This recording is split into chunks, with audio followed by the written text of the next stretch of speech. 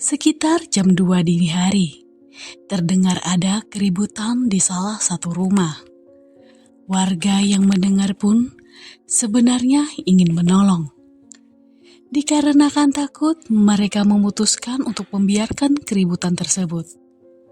Hai semuanya, Assalamualaikum warahmatullahi wabarakatuh. Kembali lagi di YouTube channel saya, Lembaran Cerita.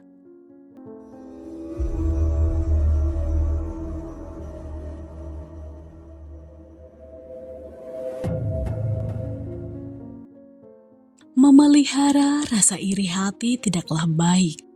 Tidak hanya dapat merusak hubungan dengan orang lain, tetapi juga bisa berdampak buruk untuk diri sendiri. Karena dapat memicu stres yang berlebihan. Selain itu, terkadang rasa iri dengki yang begitu besar bisa membuat orang menjadi gelap mata seperti kasus ini. Wanita yang bernama Murniati atau yang biasa dipanggil Murni, berusia 22 tahun merupakan seorang wanita yang tinggal sendirian di Jalan Makmur, Pondok Ragon, Cipayung, Jakarta Timur. Sedangkan ibunya tinggal di rumah yang berbeda, namun lokasinya tidak terlalu jauh dari rumah Murni. Sedangkan untuk ayahnya sudah meninggal. Murni ini adalah anak kedua dari 3 bersaudara. Ia mempunyai kakak bernama Abdul Rahmat yang berusia 24 tahun. Sudah menikah dan tinggal bersama istrinya di daerah Bekasi. Sedangkan anak paling bontot memilih untuk tinggal di kampung halaman keluarganya, yakni di Garut, Jawa Barat. Menurut pantauan para warga, rumah yang ditempati oleh Murni merupakan rumah warisan dari orang tuanya yang memang sudah diberikan kepada Murni. Rumah itu berada di tengah pemukiman yang padat penduduk dan hanya bisa dilalui kendaraan roda 2 saja. Meskipun rumah itu berada di jalanan kecil, namun rumah Murni ini terbilang rumah cukup mewah dibanding rumah-rumah yang ada di sekitarnya. Bagian halamannya pun terbilang luas dan juga sejuk, dengan adanya sebuah pohon jambu yang ditanam persis di depan rumah Murni. Untuk kesehariannya, Murni merupakan seorang mahasiswa jurusan arsitektur di Universitas Muhammadiyah Jakarta. Menurut beberapa teman kampusnya, Murni adalah seorang mahasiswi yang baik, tidak neko-neko dan pandai bergaul. Hal tersebut juga diperkuat oleh salah satu dosennya yang mengatakan jika Murni memang anak yang baik sekaligus pintar di kelasnya.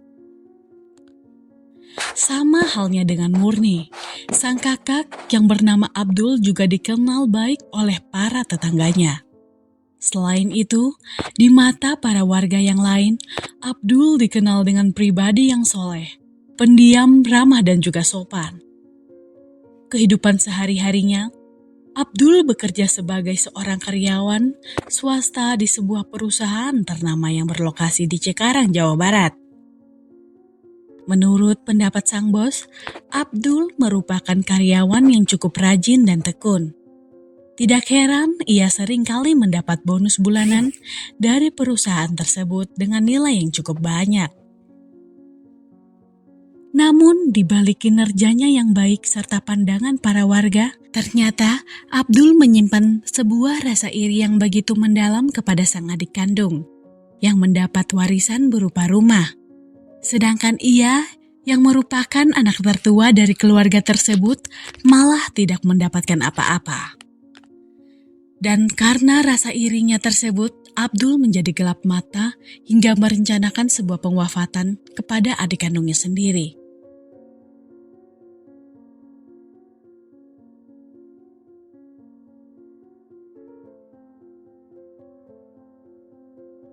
Semua kejadian mengerikan ini terjadi pada tanggal 10 Januari 2017 lalu.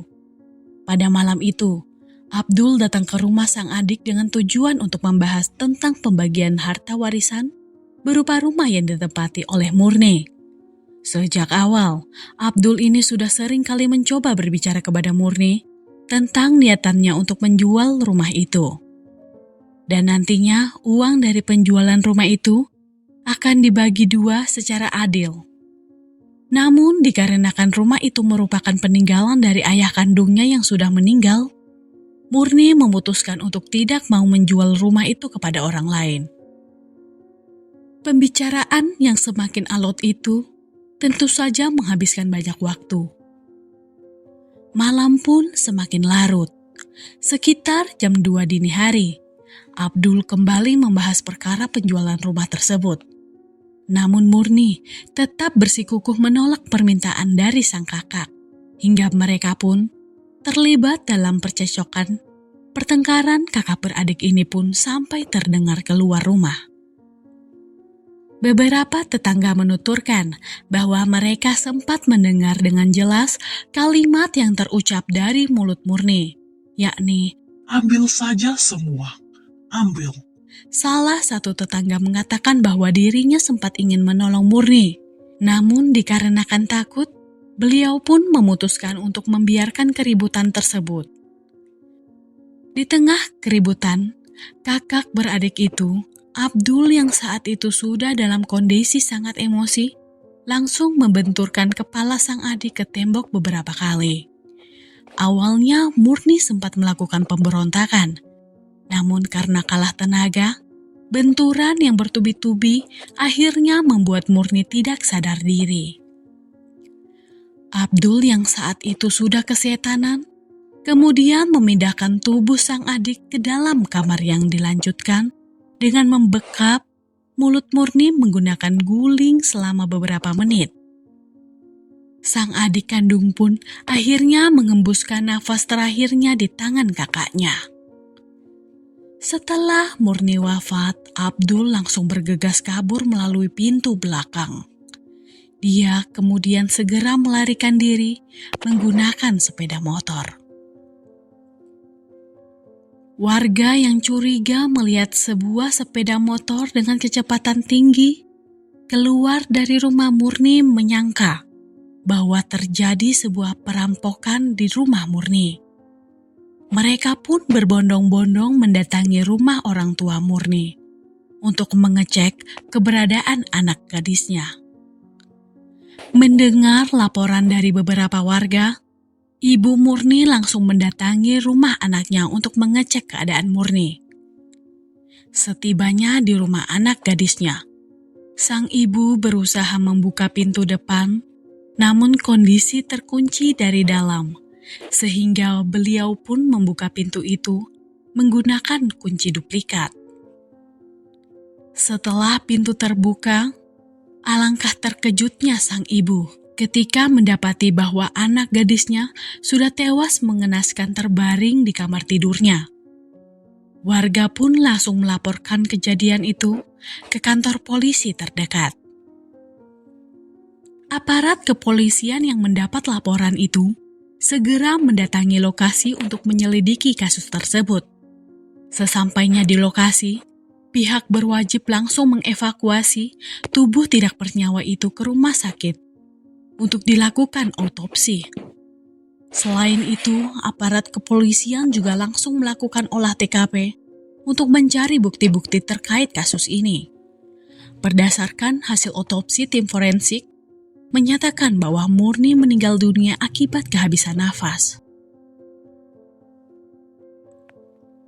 Pada 11 Januari 2017, jasad Murni disemayamkan di TPU yang tidak jauh dari rumahnya.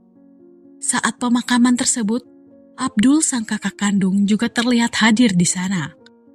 Di depan para pelayat dan ibu kandungnya, Abdul menunjukkan rasa duka cita yang begitu mendalam dengan berpura-pura menangis.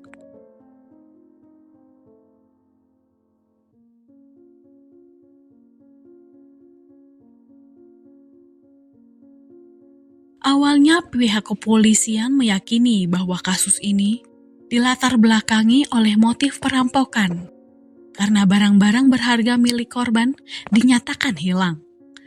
Namun hasil olah TKP mengatakan tidak demikian, dikarenakan tidak adanya pintu ataupun jendela yang rusak.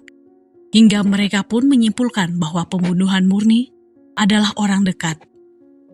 Pihak berwajib pun kemudian meminta keterangan dari keluarga korban serta beberapa warga. Kepada tim penyidik, ibu kandung korban menyatakan bahwa kunci rumah tersebut hanya ada 2 saja. Namun pada suatu hari, Abdul anak pertamanya pernah meminjam kunci duplikat dengan alasan ingin mengambil barang. Berdasarkan keterangan itulah, pihak kepolisian menjemput Abdul di rumahnya untuk dimintai keterangan sebagai saksi.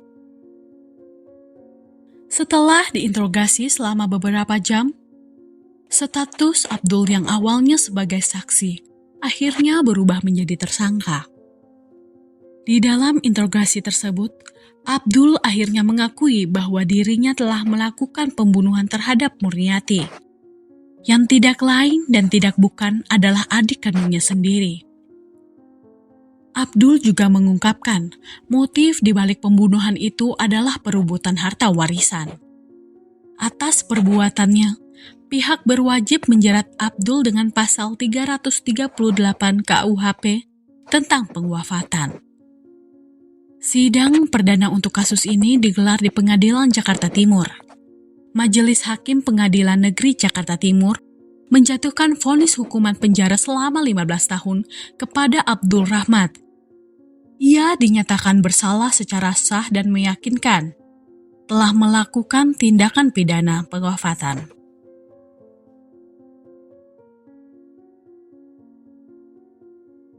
Demikian kasus yang bisa saya ceritakan untuk hari ini. Sudah pantaskah sang kakak yang tega menghabisi adik kandungnya sendiri hanya diganjar dengan kurungan selama 15 tahun penjara? Silahkan sampaikan pendapat teman-teman di kolom komentar. Saya sendiri tidak akan pernah bosan untuk mengingatkan, selalu libatkan Tuhan di setiap tindakan kita, karena kita tidak akan pernah tahu apa yang akan terjadi di kedepannya. Oke, sekian dulu untuk video hari ini dan mohon maaf jika ada salah dalam tutur kata. Dan jika menurut kalian channel ini bermanfaat, mohon supportnya dengan cara mengklik subscribe, like, komen, dan jangan lupa untuk menyalakan tombol notifikasinya, agar kalian tidak ketinggalan saat kami upload video terbaru. Sampai jumpa di video selanjutnya, bye-bye.